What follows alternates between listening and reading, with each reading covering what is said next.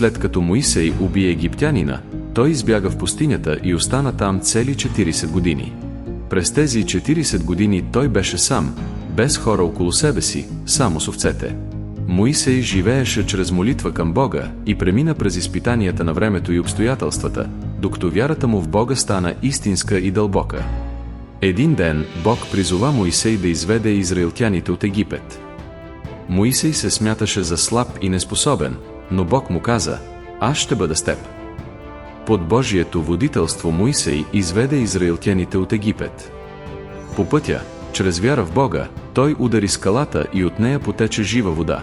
Когато вдигна ръката си и жезъла, Червено море се раздели и те успешно избягаха от преследвачите си. Без тези 40 години на изпитание и чакане Моисей нямаше да може да изпълни мисията, която Бог му беше поверил. Понякога Бог те кара да чакаш, за да укрепи вярата ти. Бог има прекрасен план за теб, нужно е само да му се довериш. В Писанието е казано: „Господ е благ към онези, които го очакват, към душата, която го търси“.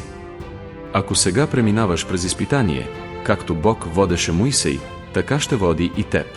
Ако вярваш, амин.